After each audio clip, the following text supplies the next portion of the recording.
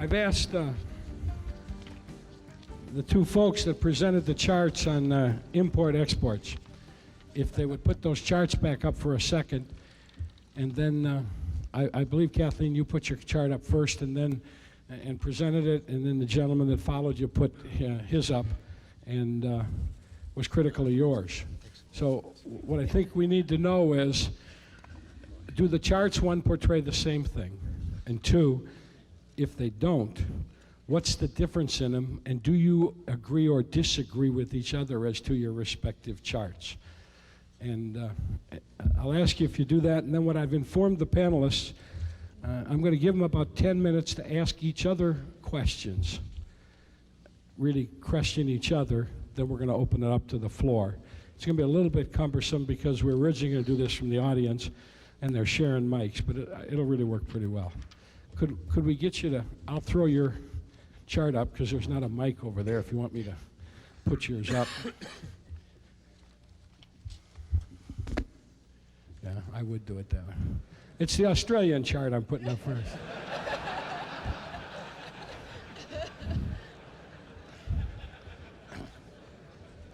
Okay, now, sir, would you please tell us, and then yours is coming up next. Can I get your chart?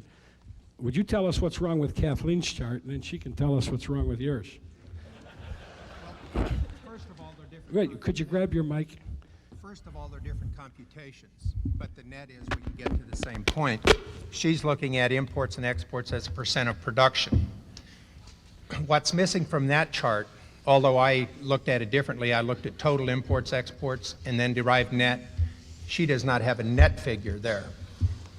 If you were to look at that and derive a net figure, you would see that the net import figure, even on her data, would be declining. I just took it one step farther and computed the net and showed it on my graph. Do you agree with that? That's correct. Oh. Would you put mine up?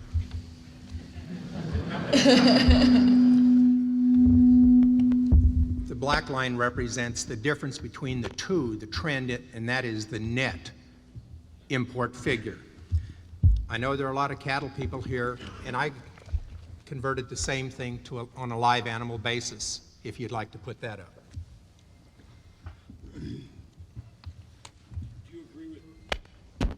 Do you agree with this chart, Ms. Sullivan?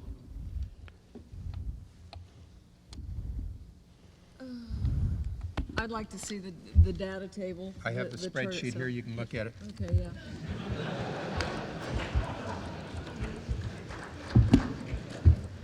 Okay. Now, how about this chart, sir? This chart here merely is representative of the previous chart.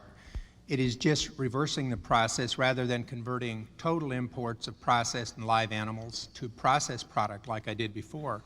Here I've taken processed and converted it back to live animals.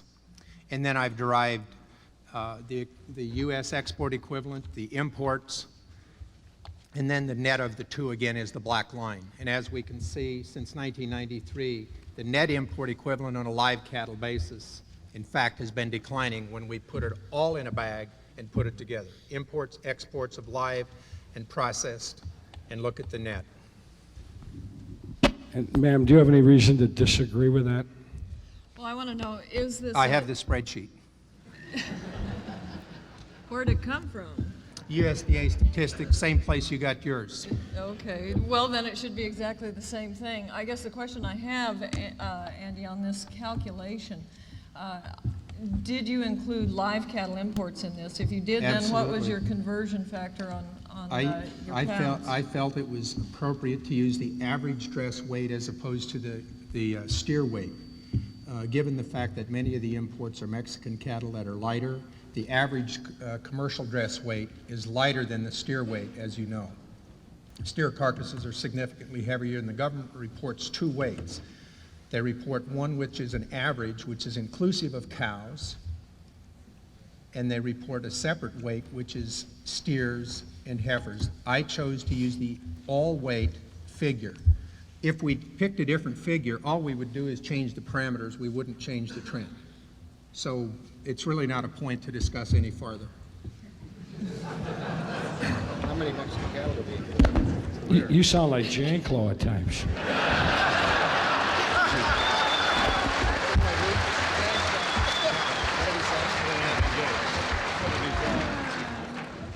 Okay, what I'm going to do now is I'm going to give you folks the opportunity to ask each other questions.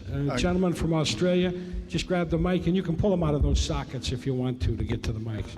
Well, I was just going to make the point that that was talking about total head and billions of pounds. If you look at the value of beef imports compared with exports, you've got to look at where the future is of the beef industry. Is a massive growth going to be here, or is it going to be in Asia? And if you compare the value of exports to imports in and out of the US through January to July this year, the value of exports was double. It was $3 billion worth of beef product was exported out of the US, $1.5 billion worth of product. That's hides, live animals, beef, the lot. So the value to the US industry is more than double in its exports to imports. Well, I think that's the... May I? Yes, ma'am. I think whenever we start converting from pounds to value like dollar, we've got to understand where those dollars go. And that I've heard a lot of these import-export figures relative to the dollar, but we as beef producers produce pounds of beef. And if you convert it to dollar value, by the time it crosses the border and it's already processed meat, who gets that dollar when it's sold? Absolutely. So what you're seeing is the dollar as it accrues to the packer or to the seller, and not necessarily to the producer. So that's an inflated figure and not representative of what the producer gets in the industry when they sell that beef on the hoof. I might add, Kathleen, to that last year the net trade surplus was $2.3 billion. Last year was the best year the Packers ever had, and it would hardly total up to $2.3 billion. So the residual value is bid back into a live price that is higher than it would otherwise be. Thank you. Yes, sir. I'd like to ask the audience to vote their opinion. How many of you would like to see the export business in the beef industry go away? Raise your hand. Wait, how come you all didn't raise your hand?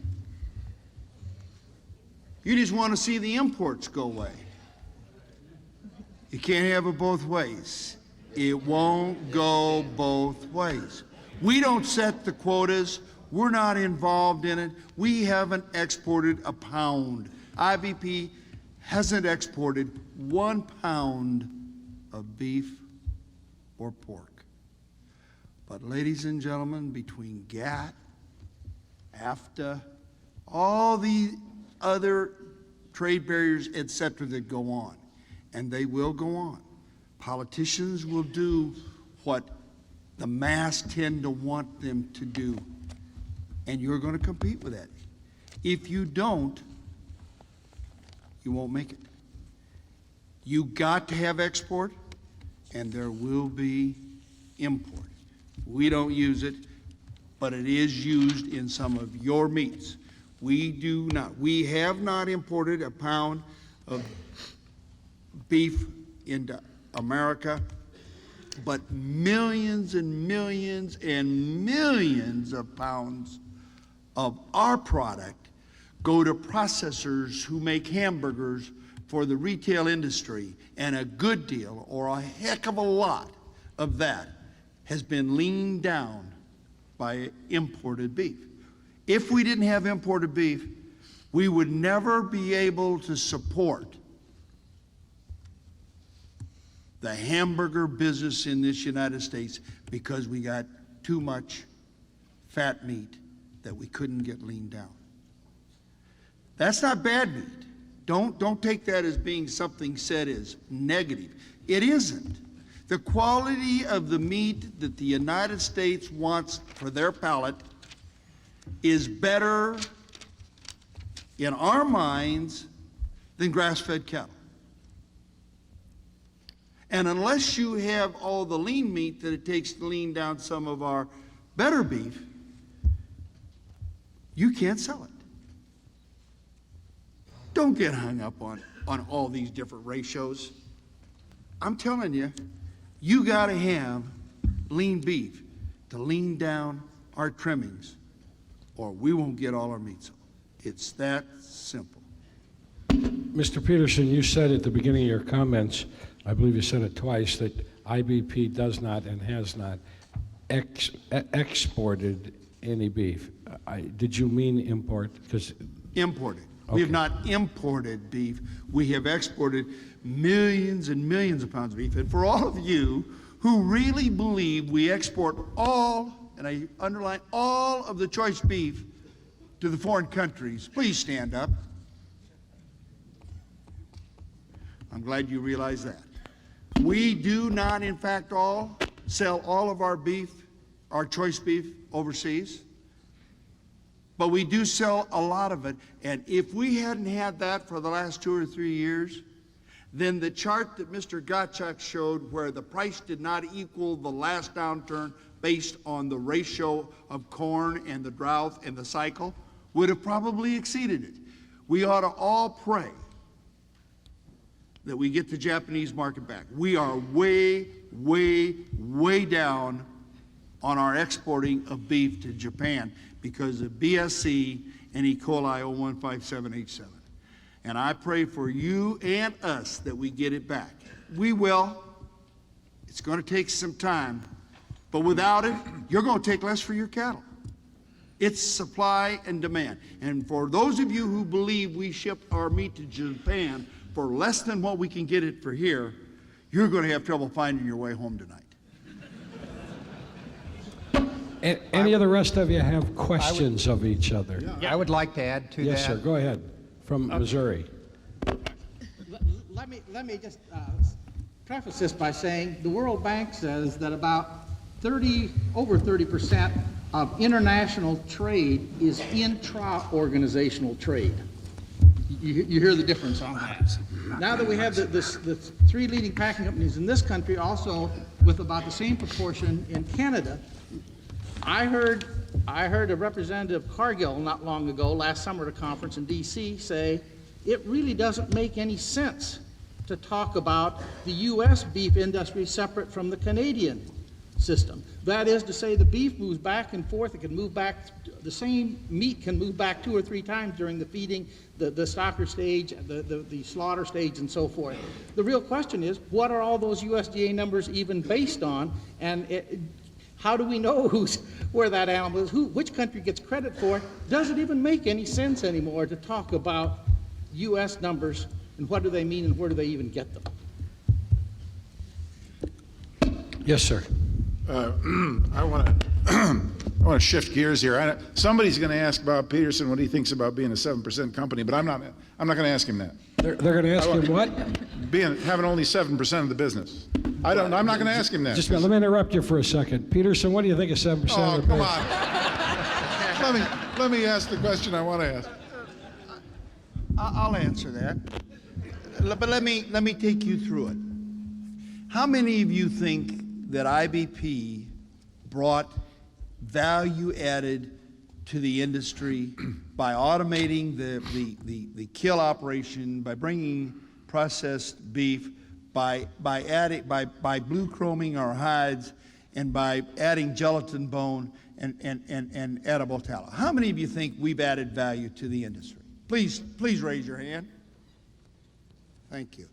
How many of you would like to see somebody who can't really deal in carload lots with the 7% issue and handle a major market and go international, come to IBP? How many of you would really like to see us be 7% of the marketplace? Please raise your hand.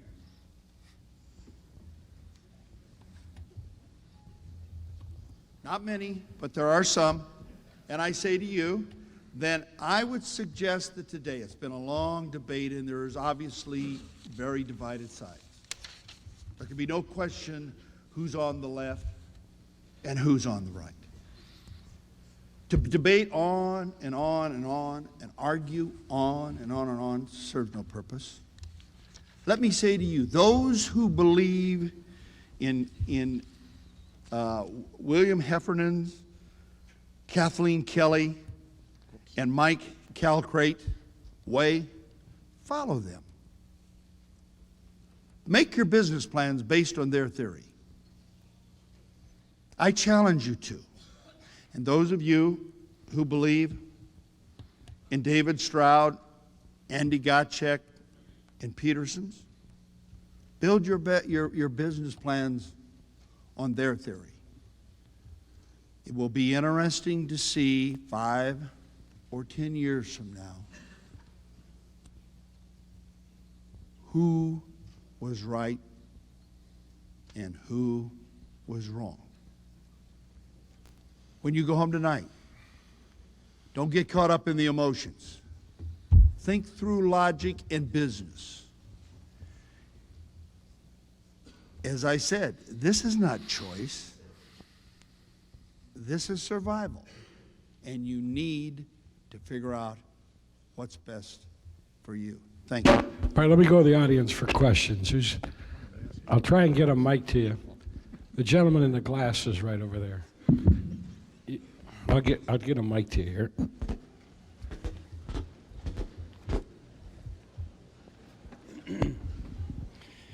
Yes, I'd like to ask Mr. Peterson, if supply and demand has forced us, a lot of us here, to accept 1986 prices for our calves this year, why doesn't it affect IBP operations and profits?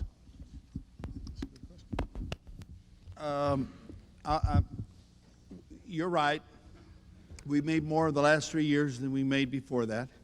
In 1991, did you do well? We made 6 cents a share. I didn't get any Christmas cards.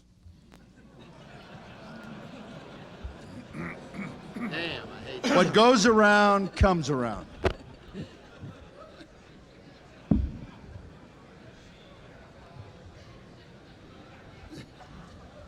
Next question. Yes, sir. Gentleman in the glasses there in the middle. And it's great. Really, I know some of you are going to have the urge. Let's not have any speeches. We haven't done that because we'll get to a lot of questions that way in a short period of time. Bob Peterson, I just wanted to ask you, if you mentioned the innovation of the boxed beef and whether it helped, do you feel IBP would have made that innovation had there not been the stiff competition at that time? It probably will surprise you to know we didn't create boxed beef. We were not the first to do boxed beef. Armour and Company. Cut A, and Swift. All three were ahead of us. Some called it block beef, some called it ready value. And I was one of the twerps in our company at the time and had to live in Chicago while we were trying to track what it was they were doing. And then we came home and we mortgaged our souls, sold bonds that were discounted, and almost went broke to build Dakota City. And we did it different. And as I said in my speech today, we tried to do it better than anybody else. And we, in fact, brought then the process there that had been there ahead of us. And that's how it got there. It isn't because there was all this competition. We got there because we did it better than anybody else. And now people, and lots of them, are mimicking. And if we ever stop, if in 5 years I can recognize our plants as I do today, then we at IVP have done a lousy job. We must keep ahead of competition. We must automate. We must lower the cost to produce, and we got to build a better product. Next.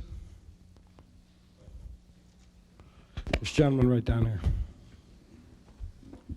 Mr. Peterson, my name is Jim Strain. I'm a cattle producer from western South Dakota, and speaker after speaker has told us today that the captive supply is not a factor in price discovery in competition.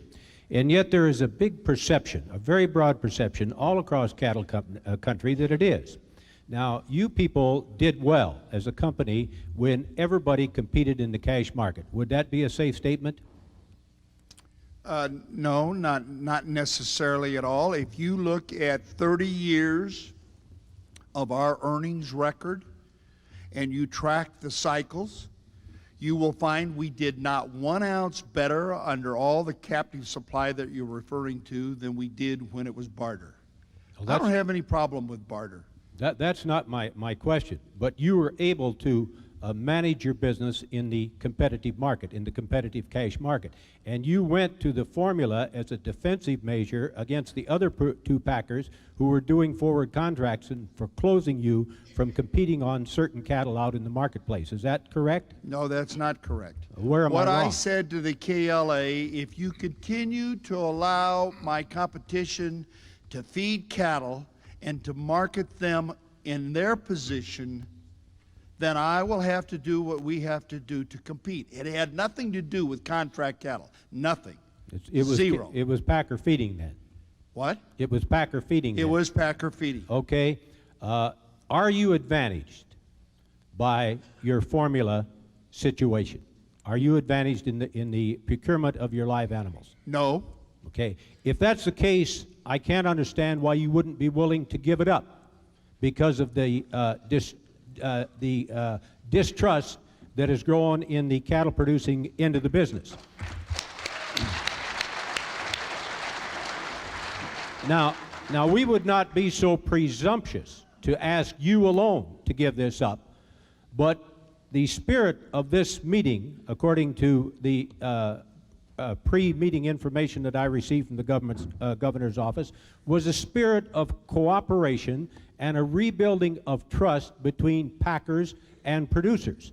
Now, if you, as the foremost beef packer in the United States, would take the lead on eliminating captive supply, abolishing your formula, I give you a solemn oath that the cattle producers of this country will pursue the packer feeding and the contract buying until there will be nothing but a competitive market.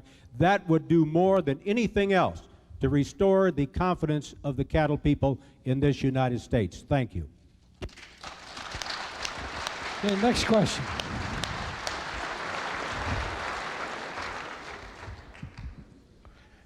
Gentleman over here against the wall. Please, I know I sound redundant. Pardon? Go ahead. You have a comment? Take a minute. Yep.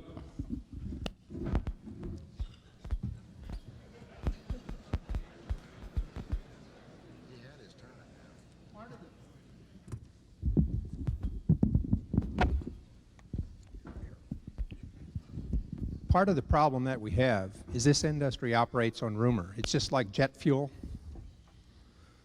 Gets you ahead of yourself. Got that Volkswagen going down the road a hell of a lot faster than it was designed to, and it went off the cliff. What I did here is I superimposed the price of cattle over the captive supply. And there is simply no correlation, period.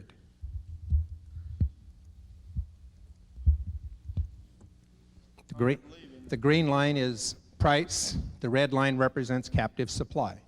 Please note that from 1990 forward, captive supply has oscillated between 17.5% and 21% with the four major packers. Take a look at price. We've had captive supply, and price has gone up during that rally during that period. We've had captive supply, and price has gone down. We've had captive supply increasing, and price went up, and we've had it decreasing, and price went down. There is simply no correlation. Part of the problem this industry has is these damn rumors that float around this industry that every time something happens, it's captive supply. It comes from someone who doesn't know any more about captive supply than everyone sitting in this room. You don't know what the number is, but every time something happens, someone equates it to that. To the point that there are many people who believe that captive supply is about 40% of the total, when in effect it's about 21. Andy, let me make a comment. Mike Callicrate, go ahead. You indicate you want to respond. Thank you. Andy, where do you get your numbers on captive supply? These came from the Packers and Stockyard study, and this is the four largest. Mr. Gottschalk, could you grab a mic when you talk? They came from the Packers and Stockyard study, and this data does include Packer fed plus captive supply formulas and contract cattle. Andy, would you like me to read a little of the evaluation of how those studies were conducted? You don't have a clue what the level of captive supply is because any of the reporting is voluntary. Well, Mike. It's voluntary. And I can Mike- tell you today that one packer is totally out of the market, needs no cattle whatsoever this week. Where did you get that rumor? It's not a rumor. Is it the same I'm a rumor cattle from the feeder, same and article you I know read? what packers are buying cattle. And I can tell you this week, Montfort needs no cattle. You say captive supplies are 21%. I tell you that may be true someday, but what about the weeks when they're 80%? What about the week when IBP stepped out of the market in 1994, stayed out for 6 weeks? The cash market dropped $17. That's a bold-faced lie. A bold-faced lie. We have never, ever stayed out of a market for 6 days, let alone 6 weeks. I said the cash market. Cash, any goddamn market you want. I've never stayed out of it, ever. I understand, Bob. You have to buy enough cattle to set Get your facts, tell the truth. I Don't underst- be running off the head when you don't know what you're talking about. Bob, I understand you have to buy a few cash cattle to set the formula price. You said we didn't buy any, and I've bought a hell of a lot every week that we've been in business, and I want to buy more. But don't say things that aren't true. That's the problem with the industry. It isn't true. It isn't even a little bit true. I'm telling you, we don't leave the market. This old stuff of how people leave the market is just not accurate. And I'll guarantee you, I don't have the foggiest damn idea, but you step right up here and I'll bet anybody $1,000 and all that want to come that Montfort bought cattle this week. Hey, Bob, let me ask you one more question. Oh, get the truth.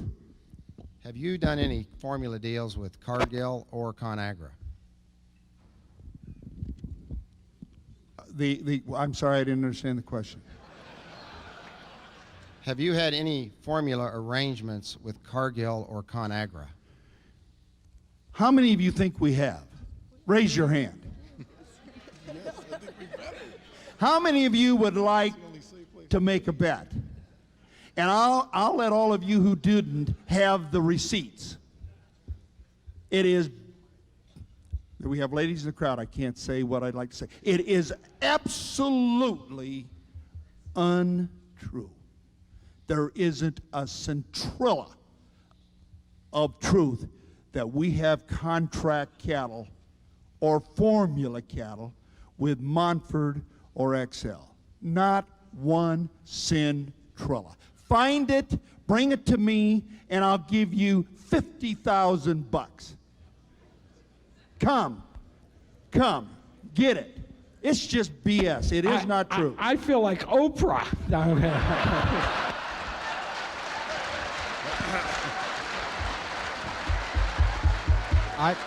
Governor, The lady Governor? back here. Governor, I would like to just ask one question to Mike. If you don't believe all the numbers the government compiles, I'd like to know where in the hell you do your survey. Andy, I'm not an econometrician or an economist. I simply read the results of economists that do produce those numbers. I listened to the excerpts that you cited, and I was enamored that you always drew on one excerpt, like the person that wrote it was God. I am very, very careful about what I gather from what I read because I well understand that a lot of reporters report on subjects they don't thoroughly understand and as such can very easily confuse the facts. You very readily confused the facts in terms of captive supply when you threw the number out as a reported number, about 17% setting the price. Mike, the reality is in that situation, the cattle that are contract cattle are cattle that are moving, may have moved early in the week, and those were the cattle that moved. They didn't set the price. The fact that other people refused to sell cattle and later in the week happened to be a part of the marketing structure that is consistent at times with the marketing pattern that we have, where the sales are not made until Wednesday or Thursday. So to take that percentage that is reported early and say that was 17% set the market is just pure phony. Okay, we have a question here from a lady. Mr. Peterson, I have a couple of questions for you. First of all, do you know who the men and women are in this arena today who are out there in the middle of a blizzard pulling calves so that they can fill your feedlot? And do you also believe that these same men and women deserve a living wage for that they do? And Mr. Peterson, I would also like to ask, what is your annual salary? And please include any bonuses or benefits that you might receive. Well, look, I'm going to exercise one prerogative. The personal stuff, we're really going to stay out of. Frankly, you can get that out of the annual reports of the company, and that stuff's all available through the Securities and Exchange Commission. But frankly, it personalizes the conversation here today, and that's not fair. But Bob, I think the first two questions are fair. The answer is yes. I don't know all of these people and all of the ranchers in the United States, but I know a lot of them. And I don't know all of the feeders and the feedlots and the farmers, but I know a lot of them. I started out working in a feedlot with a scoop shovel and a team of mules, and the place was called Louis Dinklage. I have wallered in it, I have walked in it, I have scooped it, I have spread it. I started out as a cattle buyer. I've been all over. The first load of cows that I ever bought in my life, I bought for 5 cents. They were from Wyoming, and they were off of the hard grass. And the gentleman, with tears running down his face, said, "This is the last load." That's not much fun. But I got to tell you, it was the best bid that there was in 1950 when I was buying the cows. There were lots of competition, but I was the only dummy that would give 5 cents. Nobody else would give it. Supply and demand dictates what the price is going to be. Without you, the rancher, the feeder, we IBP need to pack up our tent and get to some other business, because without you, we are nothing.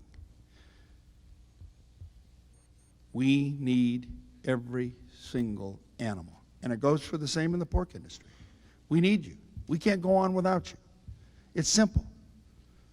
Unfortunately, the barter system for the last 100 years has driven a wedge between us that probably will never melt.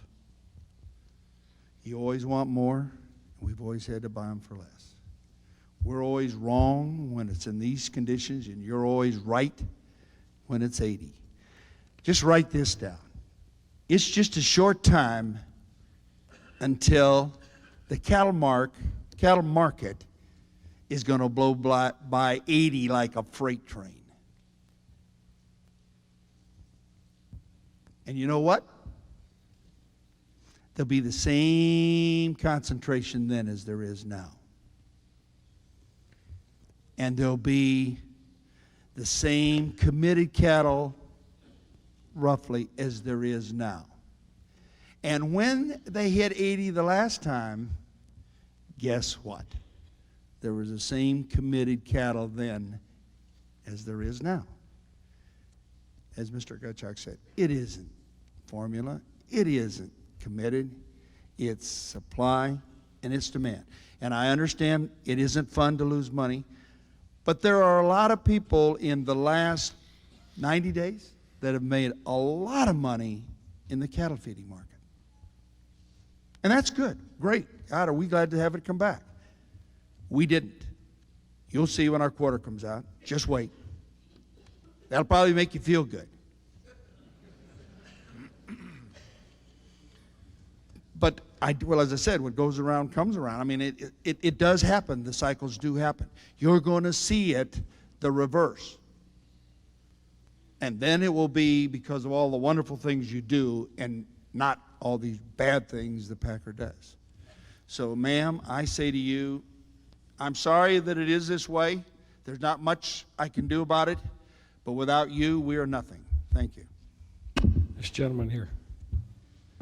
I would like to ask the panel if inflation and taxes doesn't affect agriculture more than any other industry.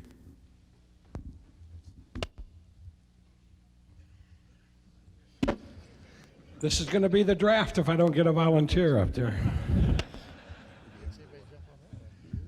I don't know.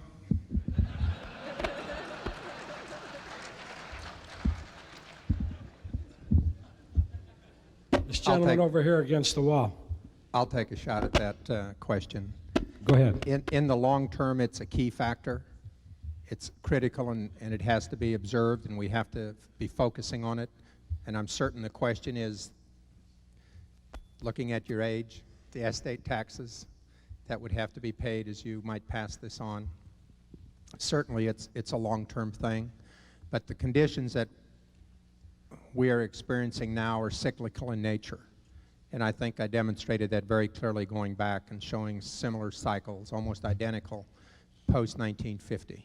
But the question you had was a good one, and certainly it's a real concern, and I think all the organizations should be working on it. You got a question here. Thank you, Governor. I'm a cattle rancher, have been for 40 years. I'm also a legislator, and I guess something that's bothered me for many years, and I'll ask anyone on the panel that wishes to address this. But I guess I've often wondered why livestock or farm products in general have to be traded in this country in the manner and the fashion they are, through the Board of Trade and the mercantile and that type of a trading system. No one has touched on this today, but I'm not so sure. There's a lot of fingers been pointed about who's at fault here. And I'm not so sure that the trading system is not part of the fault. When we have speculators out there in this market system that care nothing about supply and demand, has nothing to do with supply and demand, but trade our commodities and our livestock many, many times over every day of the week for the sake of a dollar. And I would like to have someone address this, whether or not that is not part of our problem. I think I'm in the futures business, so I'll take a shot at that. Can you hear me? I'm in the futures business, so I'll answer that. The first thing we have to understand is why the futures industry grew to begin with. It was to take out the seasonality in pricing that was inherent in agricultural production. We first of all started with agricultural commodities. And as those crops were harvested, prices were driven abnormally low and then had huge advances after the harvest period. The futures were developed to help stem that. And if you were to go back and look at cash prices years ago and look at the seasonality now, that has narrowed. We've seen a similar situation in cattle. In the 1980s, in the last cattle cycle, the scapegoat was the futures. I did a lot of research on that, and about every time someone said something when you did the research, it didn't hold up. But the net of it is, I don't believe it's a factor in the market. I think when they're used properly, they're advantageous. I think in terms of how it may impact the beef industry, there is more long hedging. There is more forward contracting going on and product sales out ahead, and we are seeing end users, packers and retailers, use the long side of the market increasingly as the end user and the packer both learn how to cross-hedge product on the futures.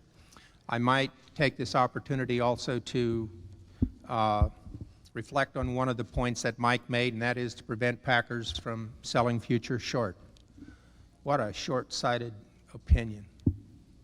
Every contract that's sold has to be bought back. Why do we only want to look at one half the equation and draw a half-ass conclusion? Thank you. Got a question here from a gentleman. I'd like to switch horses here just a little bit. We talked earlier, someone mentioned the fact that when you looked at a show list of cattle, that you either bought the whole pen or you didn't buy any of the cattle in that pen. There's been some conversation as to privatizing the grading system as far as cattle are concerned. In other words, When a lady goes to the grocery store and she buys a piece of choice or prime cut of meat, that piece of meat should taste a certain way. It doesn't. We all know that. What I'm getting at is we should have some type of a value-based system. Now, whether that's the Packers' fault or whose, I don't know. But if we had a grading system that where that lady went to the grocery store and bought a steak or a piece of meat and knew that she was getting it back or getting what she wanted, I think the value of our product would go up. Why don't we have a system like this? Why can't we have a system like this? Why must everything be based on an average? We don't produce an average animal.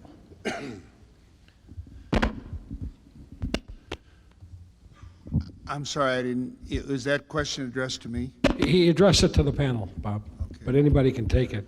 Yes, sir. Let me make a comment on that. The reason that you don't have value-based marketing is because packers are discount-driven. Premium to a packer is a four-letter word. Because we only have 3 packers in the business today basically setting the price, and in fact it's really 1, the other 2 follow. In fact, all the rest of them follow. We've decoupled supply and demand. So you don't have a high level of competition out there that will pay you a premium for your cattle. IBP is in the commodity business, not the value-added business.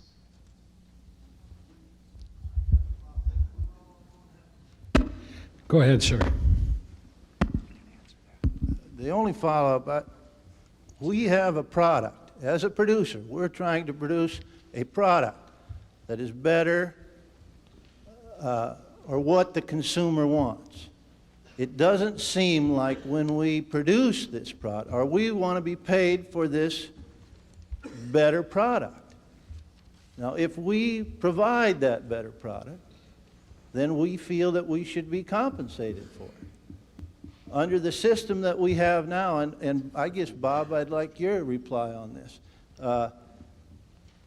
How do we get paid? I mean, why can't we change this grading? Why isn't a choice prime of cut of steak the same when you take it out of your plant as what it should be? In other words, where it is all over the place.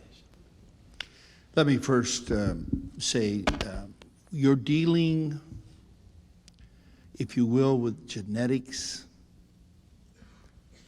and animals, and if I can put them in perspective to humans, I don't know how many came from your family, but let's say there was 2 or 3. Odds are that all 3 of you are different, and you had the same sire and the same dam. Sat at the same table, and 3 of you came out different. That may, if you were to be eaten as an animal, you may have had different flavors. But I can tell you, just because all animals marble and have the same amount of fat covering and the same age in their bone, they don't all taste alike. We are a long ways from a clone within the beef industry. The pork industry is getting pretty close, and chickens are dang near there. But we don't have it in the beef industry. So to say that every choice, every select, every prime is going to taste the same, it won't. And it almost, we got to say, can't. We at IBP would like very much to develop our own brand. But think about it. We have thought a lot about this privatizing of the great. She is the consumer for all practical purposes. She does the majority of the shopping. And she, today, likens the grading unto the government system. It is true that a lot of them confuse USDA inspected with USDA grading and don't know the difference between. So we've got an education problem that's huge. but she likens it under USDA, and that gives her the comfort, if you will, that it is what she thinks it's going to be. It might be interesting for you to know that the very thing that allowed the independent packer, us renegades, into this world of meat was the grading system. During World War II, the Packers, the Swifts, the Armors, the Cudays, the Wilsons, and all of them had a grading system, and one was called Armor Star, and one was Wilson Certified, and one was Swift Premium. And nobody knew what the net of it was when they opened the package. And along come World War II, and the government said, wait a minute, we're feeding our boys overseas, it's all got to be a certain grade, we're going to put a grading system in. And when they did, it was the end of the big packer, because now all of us could compete from a grading standpoint that was on equal terms. And along came the independent packer, and along they went to the closest source to reduce the shrink and cut out the cost, and that's how they grew. Someday, and I don't know how and exactly when, we would love to have our own brand.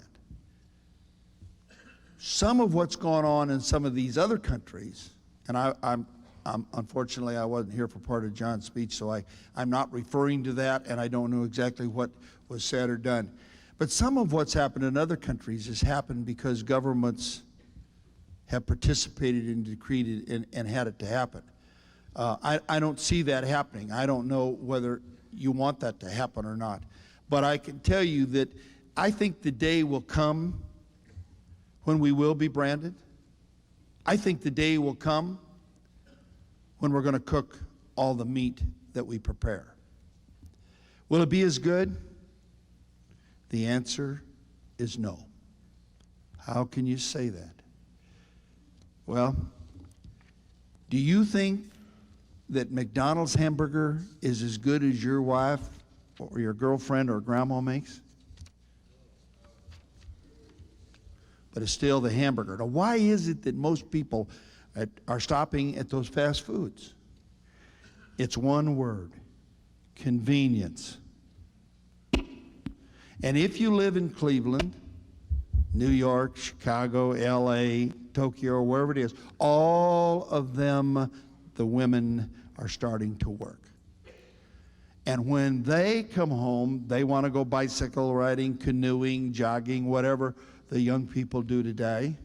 And to do that, it has to be convenience. The majority of the meals in America are eaten out. It's like 51%. And ladies and gentlemen, if you think all these charts are exploding, that's the one that's going to go off the wall. It's a matter of time until all products are going to be convenient. Or you're not going to be there. I mean, it isn't something that somebody does or doesn't want to do. You're either going to make our product we are going to make our product more convenient, or it won't happen. Bob, there's another factor that you might have mentioned, and maybe it's so obvious as you didn't mention it. Let me go back to a statement I read here. Marinated pork is a growing category, and consistency in flavor and appearance will keep it that way, was the headline on a story about a new pork product that's on the market. Bob just said that it's almost there in chicken. Getting back to the original question, not quite there in pork and a long way in beef. Remember that chicken, you've got a 7-week cycle to experiment with. In hogs, you've got a 5.5-month cycle to experiment with. In cattle, you've got a whale of a lot longer cycle before you breed and have a mature animal to rebreed again. And that's part of the nature of the business. It's just going to be slow, but I think it'll come. It's just going to take an awful long time to come. And the reason it's there in chicken is because they started and because they can have X number of generations, 100 generations of chickens, 1,000 generations of chickens in the time you have one generation of cattle. May I just address the downside of that, though? There are 3 firms, Arbor Acres in California, Hybrid Turkeys in Canada, and Purebred Turkeys over in England. And from those 3 breeding flocks, 90 to 95% of all the turkeys produced commercially in the world come. Right now at Ohio State, at their Worcester Research Station, they are doing DNA tests on that, and they show there are very, very little difference between the birds coming out of those 3 flocks. The bottom line, number one, we've locked ourselves into a production system, i.e. an environmentally controlled building, and number two, though they keep it very quietly, in California and other places, there's a feeling that there may be upwards of 10% death loss already because there's an avian flu variety for which there's no resistance. And the broilers are not far behind. All I want to say is let's be a little cautious about when we start cloning, there is a downside to that. And I think for the cattle industry, there's always going to be a problem because the particular breed combination that works best on our Missouri farms doesn't necessarily work out here in South Dakota. So I don't know how far down that road we want to go. Partway, I wouldn't disagree, but let's be cautious. Say, one question that comes to mind for myself. The last gentleman, when he made his presentation, indicated he's visited with grocers recently, I believe you said, that are unable to get choice or prime meat. Is that correct? That's correct. That's correct. And I guess I'd have to ask you, Mr. Peterson, only because you're the packer, why would that situation exist any place in America? Whether or not it's in or out of your territory, why would a situation like that exist? Governor, do you believe that? Do you believe that, Governor?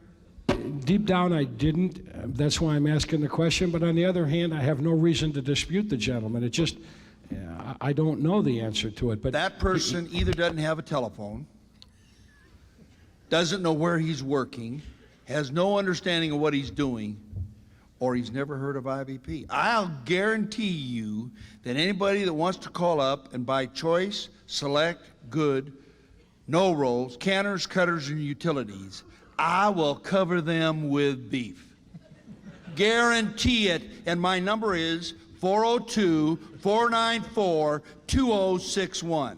can I ask you, sir, can you name who it was that said they couldn't get beef?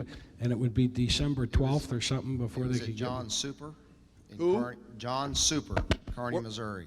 John Super. The other one and I what can does give John you- Super do? John Super in Kearney, John Missouri. Super, it's a supermarket.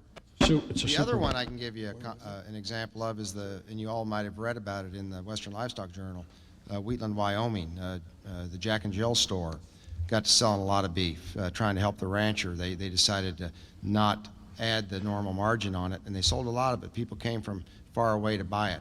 They did not get what they ordered. They printed that. It came out in the media. Montfort treated them like a preferential customer. They never ran out again. I'm sorry.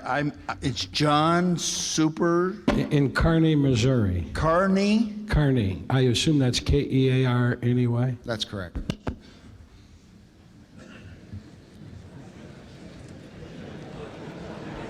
You know, I'll bet he's going to have more meat than Wheatland, Wyoming had, I'll tell you that. Yes, sir.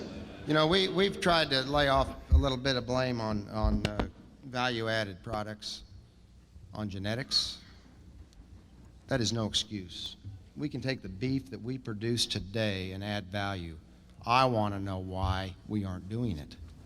It's not the cow-calf producer that's responsible for that. In a highly competitive marketplace, processors should be doing that. They are not. We don't have value-added products today because we do not have competition.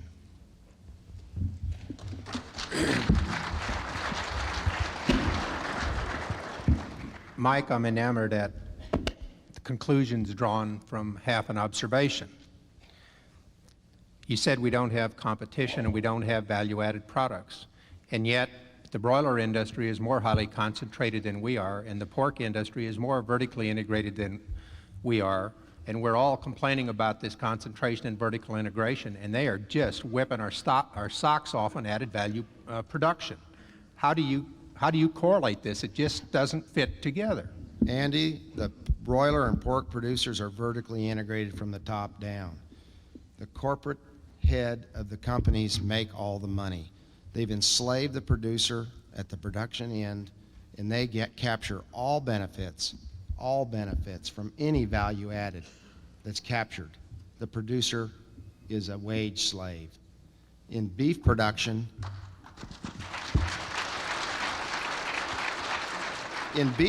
because of a lack of competition, because of a lack of a lot of companies going after the consumer dollar, we do not add value to beef like they do in poultry and pork. Well, hang on, just a second. There is a value-added program going on in the beef industry right now, and it is a slow process, for sure. But you can order from I suppose from IBP, and I know from XL and from Montfort right now. In fact, I know from IBP, you can order, a retailer that is, can order beef in any number of degrees of trim, for example. And that is a value add. They'll keep the trim back here and charge you more for the meat. So that a product is coming into the retail store with almost no labor whatsoever involved except putting it in the package and putting it out on the shelf. That's one kind of value added. Another kind of value added is what I was talking about before, all these companies that are putting these processed products on the market, dealing with what Andy was talking about, the front and the rear end of the cattle. Because we don't have any trouble selling the middle meats at all, at any price. You can almost any price you want for a sirloin steak and someone's going to buy it. But that's not true for the round and the chuck. So that's where the more processing and value added has to go. And NCBA also has a program going on now called value-based meat management. And they're trying to teach retailers. They've got set up at the University of Chicago with the new downtown campus, and they're bringing in groups of retailers, 6 and 8 retailers at a time, about every 10, 12 weeks, to teach them through a very elaborate process how to computerize their program so they know what's coming in the back door. So they'll be better buyers, for one thing, more critical buyers, and what's going out and what form it went out. And retailers will know how many pork chops they sold at 4 o'clock in the afternoon, or between 4 and 5 in the afternoon on any given Tuesday, Wednesday, or Thursday, once they put in a value-based meat management program. And that's all part of knowing what they're doing, because frankly, I don't think the retail trade generally knows what it's doing in the process of selling beef. Got time for 2 more questions. Yes, sir. I'd like to ask Mr. Peterson, he said that they strictly exported, they weren't importing any cattle. What do you call that coming down I-29 over there going to Dakota City? All them trucks out of Canada? I didn't understand. Can we You said... You indicated you don't import meat, you export meat, and they want to know what is, I think he's basically talking about the Canadian cattle, the Canadian hogs that are coming down the interstate to Dakota City and your hog processing plants. We do that. Isn't that what you're asking? Yeah. Yes, that's right. We do buy cattle in Canada and bring them to Pasco, Washington, and Dakota City, Nebraska. That is called importing. That to me is not imports. Now you see my distinction between interstate trade and intra-organizational trade. Just a second. Bob, why wouldn't you, and I think we're dealing with a distinction without a difference, why wouldn't you call meat that's brought from another country into America an import? Is this a trade term you're using, or? No, not really, Governor. I look at cattle as a source of raw material and buy them wherever you can to make the product that you've got to sell. And if you want to call that import, call it import. But I call it sourcing of cattle. What I call import is what you bring in that's finished into this country, not the Canadian cattle. So what just so I understand you, what you're calling an import is something that somebody else processed elsewhere and ships down here ready to be sold, as opposed to be ready to be processed. That's right. All right. That's exactly right. Can somebody answer whether or not you pay a dollar checkoff when you import live cattle from Mexico or Canada? You pay the dollar checkoff when cattle are imported from Mexico or Canada.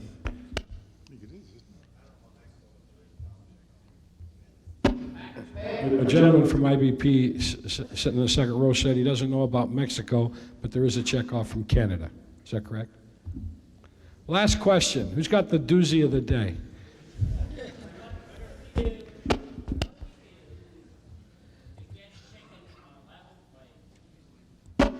Call your senator, call your congressman, call your associations. 1 second.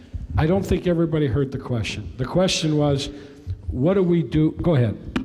What do we do to get chicken on a level playing field with the beef industry? I say that you call your congressman, you call your senator, you call your associations, you call everybody you can, and if you have to, drive the tractors to Washington. Make a point. It is not equal.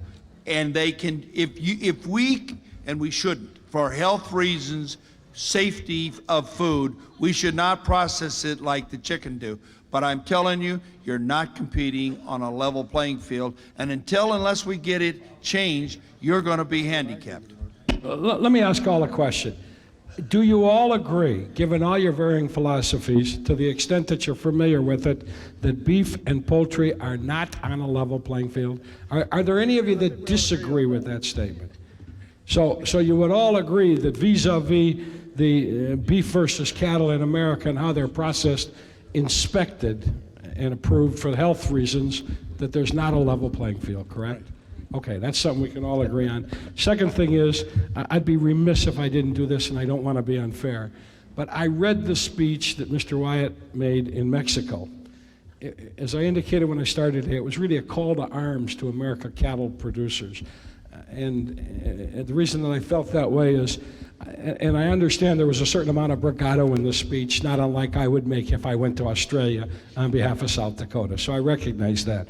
But are there any of you that feel that the competition that's going on vis-a-vis, let's just say, as opposed to New Zealand, Argentina, or others, United States and Australia, is that playing field level in world trade markets? Is that a level playing field? Anybody feels it isn't, that'd be the easy way for me to ask it. And then I'm going to wrap it up by doing what I asked you all to do in the beginning when you got your letters. We'll just, you can go at lot or randomly, but I'm going to ask you each to come up with 2 suggestions that you were asked to do to see where do you think we all ought to go from here, other than the one place we always tell everybody to go to. But other than that, where do you think we all ought to go to? But are there any of you that feel that there's an unfair playing surface vis-a-vis the United States and Australia competing in world markets? No. Okay. If not, I don't care what order we take. Does anybody want to start with the wrap-up that we asked you to do? And that was each person on the panel will give the audience 2 suggestions for specific, pragmatic things that we or they can do now.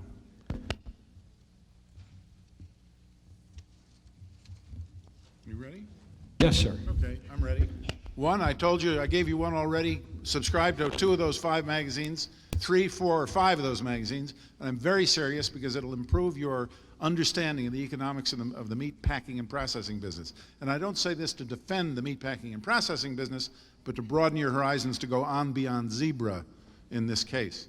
The second thing is that there's anybody here who is not a member of the South Dakota Stock Growers Association or the South Dakota Cattlemen's Association, you ought to be ashamed of yourself. Because you ought to be a member and an active member of one of those 2 organizations. So join. Anybody else? Yes, ma'am, Mrs. Sullivan. Okay, thank you very much, Governor. Really appreciate the opportunities that you've put us in today, and I think you have tested our democracy to its fullest. In particular, the sense that I'm not known for that in South Dakota. and certainly tested our ability in diplomacy here. As a woman, having been on the side of often being accused of getting a little overly emotional at times, it's kind of nice to see the male side get a little overly emotional. But in terms of things that we can do, it's not just the commodity organizations that you need to have your membership in. You need membership in the general farm organizations too. It's not just beef you need to know about. It's every aspect of this agricultural industry, because as beef producers, we're affected by wheat, corn, other commodities, other elements. And I think that it's vital to also be a part of your general farm organizations, and I would encourage that heartily. I second the motion. Thank you. God, we agreed on something. That's terrific. And I also think that it's absolutely vital that we as producers make our own decisions. And making our own decisions, you base that upon the information you receive, the information you gather, and your own analysis. I have a lot of faith in cattle producers here and throughout the United States, because I believe you have the power, the knowledge, the intellect to make your own decisions. Any inefficient producers were wiped out 10 years ago. They don't exist anymore. I don't care what anybody says. And what we've got left in this industry is the best in the world. That means that if you really want this information, don't take just Andy's word for it or my word for it or anybody else's word for it. Call USDA. Get into their statistical data banks. Call the Economic Research Service. Get into their statistical data banks. Look at these spreadsheets. Look at the numbers for yourself. It's that kind of viable information that is going to help you make the proper decisions for your future. Good, solid data. And when you add your dreams and your vision on top of good information, you've got a future, and a darn good one. Thank you. Thank you. Mike? Well, I certainly appreciate being here today and appreciate the comments of the other speakers. You know, we talked about following a plan. I'd like you to follow my plan to restore competition to this industry, to guarantee a free market for everybody that guarantees the fair distribution of the dollars from the consumer on down the line. There's another problem that I think is important, very important to me. Some people say we listen to consumers as big corporations. I say that's not always true. I think sometimes we listen, as far as politicians, particularly, I'm a little off track. Sometimes we listen to people who give us money as politicians. Corporations listen to consumers, but they promote their agendas through politics. We have simply got to control the money that's being spent in Washington by big corporations to get their agenda represented. There's a lady from Texas that did an extensive study to prove that oversupply was not the problem. She got to know the USDA people pretty well in Washington. After about 6 months of assembling figures, basically proving that fact, in one of her last conversations with the man she got to know pretty well, he finally told her, he said, "I feel very bad that you've invested your retirement in the cattle business and that you're going to lose it." He said, "What you're doing to prove that oversupply is not the problem," he said, "we've known that for some time in USDA. Oversupply is not the problem, but until you control the big money in Washington, you will do no good." Andy, let me go to you next. Well, oversupply is the problem, and unfortunately, the people that have put that research together don't understand the total supply-demand equation, and that is part of what I hope you get out of this today, and that is that you become more critical of the information and the rumor mill, and you start looking at the real issues so that you can make good decisions. I have always believed, and I work day and night to get the best information I can to my clients for one reason. I have always believed that if producers are given correct information, most often they make the correct decision with that information for their operation. Unfortunately, our cattle industry, perhaps more so than any other industry, operates as a rumor mill, and it simply needs to stop. I would encourage you, as Kathleen did, to look at the data. But there's a vast difference between having access to the data and the proper interpretation of that data. The failure of our industry is the failure many times to interpret the numbers properly and draw the correct conclusions from it. Half analysis will give you a half blank conclusion. The other thing that I would encourage you to do, and that involves, it's really several points. It involves in trying to trim every cost that you can not just in your part of the production, but all the way through the system. Price can buy market share. That's the way the broiler industry got started. They didn't buy market share because it tasted better. They bought it through price, and we need to learn from that. We need to squeeze costs out all through the system, and then we need to start adding value to both ends of the product, which simply are dragging the total value of your product down. I'm very encouraged about the future because there are a lot of innovative things beginning to take place where people at the packer level, people at the retail level, the HR&I, are beginning to do different things with the parts of the carcass that haven't represented or brought as high a value as they should have. So I would encourage you, through whatever means, whether this evolves ultimately being part of an alliance, a co-op, or captive supply, because that's all they are. If that's what it takes to ensure the quality and consistency to the end user, then let's move this industry forward. And finally, cooperation will benefit everyone. Dissension benefits no one. Thank you.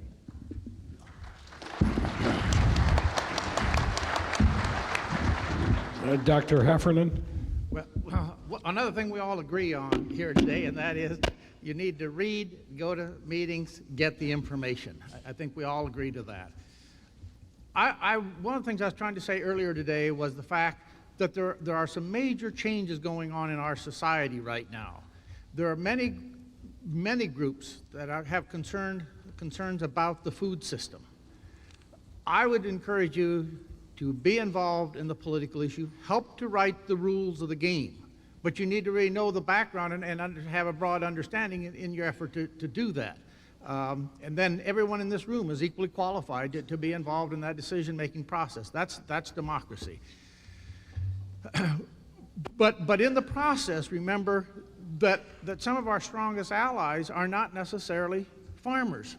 There's someone in this room right now who said he thinks maybe the strongest allies that we might have come from the urban states and not from rural states in terms of making some changes in the whole food system. We need to look at the whole food system. Beef is just a part of that. I'm really quite concerned that in a sense the food system, and especially the beef industry, is still moving toward what I call the industrial model, the mass production of food, basically. That is just the opposite on what most people who are looking into the future argue that in what's called the post-industrial society or postmodernism or all these other good academic terms, people want more flexibility. They don't want a carbon copy product like we were talking about just a few moments ago. That provides us with some new alternatives for new people to get started and new production systems. And so my second point would be, let's start talking about an alternative food system, an alternative to this large global mass food production. Let's talk about two systems. There's no way we're going to change that overnight. We wouldn't want to. We can't put together an alternative system overnight. Who knows how long it would take? It would be foolish to think about we're going to take the system that's out there now, but we can start looking at alternatives.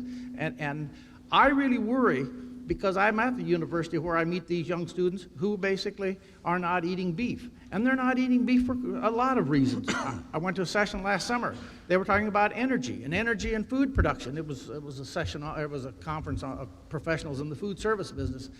And somebody talked about all the energy that goes into to beef, for example, and when they came to the conclusion, said, well, the most obvious conclusion is we need to eat less beef. That's on the energy basis. There's a whole environmental concern that comes with it. There's a whole matter of feeding grain to animals and not to people. There's the animal welfare issue. There's the food safety issue.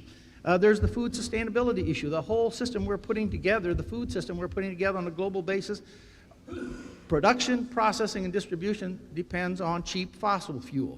There's a lot of ways we can begin to reach these people. Let me tell you a quick story.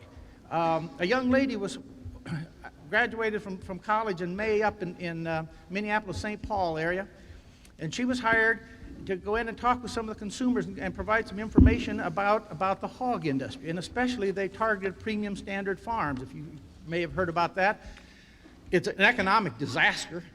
but in fact, it was considered the ultimate in terms of the pork processing, and they started out with the production, took it all the way through the processing. We call it the flagship. It was really the flagship in the pork industry. That young lady talked with some consumers, got some groups together, talked about the food system. Those consumers then went to the CEO of the Erickson food chain. That's 13 stores in Minnesota and 5 in Wisconsin. They explained the situation. They explained the way this premium standard pork that Erickson was carrying was being produced. They talked about the environmental concerns, all the spills and so on in North Missouri. They talked about the animal welfare issue, the fact that those hogs, and this you get out of the Wall Street Journal articles, they were talking about this system. Sows, I think, from the time they go into gestation crate to 3 years later when they come out, they only get to walk about 150 yards for the rest of their life for over a 3-year period of time. And then they talked about what was happening to the rural community up there where Premium Standard was located. And the consumers told the manager, we don't want to buy Premium Standard pork. And Erickson, the CEO, said, all right, I hear you.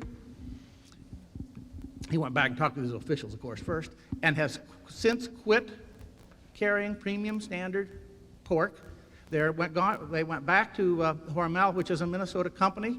There's a group of farmers up there, hog producers, who are trying to set up a co-op, and he turned to those people a couple of those were in the group, and said, you get that co-op going and start producing pork, and we'll buy from you.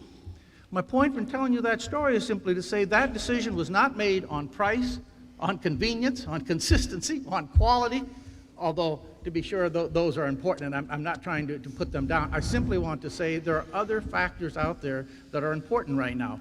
In Missouri and Kansas City, there's a Kansas City Food Circle started by consumers who are reaching out to farmers saying, this is what we want, this is the way we want it produced. They want it produced within 100 or 150 miles of Kansas City. They would prefer it be used with as few chemicals and hormones as possible, and they're laying that out, and some of the farmers are trying to respond to that. We got a long ways to go on that system, but all I'm saying is we need to take a major look at the whole beef industry and start talking about alternatives. And by this, I'm also have reference to the Northern Plains Premium Beef Co-op and other operations like that when we are starting to put together some alternatives. Thank you.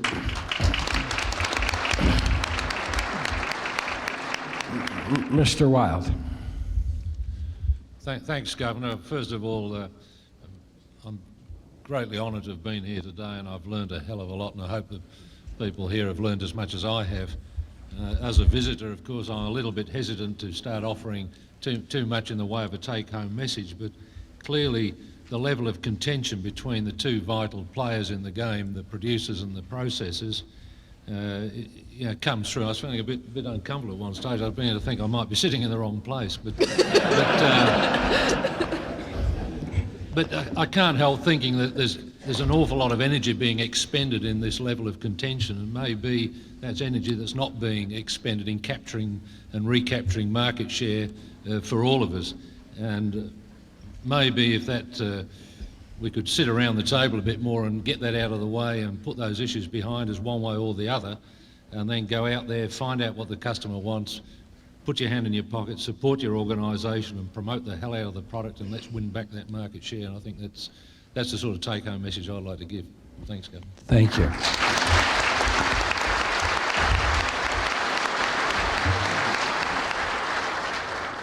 Bob Peterson. You've heard the debate. You decide who you want to bet your future on. I've enjoyed my time. I'm glad you all came. I think over time we will survive and we will be a better industry. You got to decide which way you want to go. Thank you. You know, folks, one, I'd like to really personally thank Marshall Damgard, who works in our office, and Darrell Crewy, the Secretary of Agriculture, and their staffs, and his staff, who really did yeoman work to put this conference together. I mean, they did a heck of a job. I also want to thank all of you folks for coming. We hear you, those of us that are in elected office. Believe me, it isn't easy and it isn't fun to go around and look at people. Frankly, some of you I've known for 25 years now. I knew you a long time ago when we both were a lot younger. And I know you're good people, and you're smart people, and you're hardworking people, and you came through tough times before, and it's especially tough again for the last 18 months to 2 years. It's not easy to sit and listen to your anguish because you're friends of mine like I'm a friend of yours. What I tried to do is what I told you this morning, to bring together people that I've had the privilege as governor to listen to in other presentations elsewhere, or sit down across the table from and eat a meal with and have a chance to visit. I tried to bring you all the different points of view. But each and every one of these panelists today, there's something you all ought to know about all of them. Some of them didn't even require that. But the most that any of these people cost us, the most, including Mr. Wyatt, who came all the way from Australia, only one of whom any of these folks works for a government agency, and Dr. Heffernan works at the University of Missouri, and has really dedicated the last many years to using his seat there to really go out and reach out to other people outside of the academic setting. All the rest of these people are in private enterprise or in their own business. The most it cost us for any of them was the motel room and the price of an airplane ticket. These folks came at their own expense to visit with us, to answer our questions, to get beat up occasionally, but more than anything else, to help contribute to the overall information that all of us need. Right or wrong, I'll say it in the way that I understand in my old profession. Once the jury hears all the facts, then the jury can go decide who they choose to believe, what they choose to believe, and what their verdict's going to be. But the more adequate, proper, factual information you give a jury, the better the decision they're going to reach. You folks that are investing your money, your time, and your livelihood and life, you're the jury. You've got decisions to make. I think we ought to all give all of these folks a South Dakota thank you for what they've done today.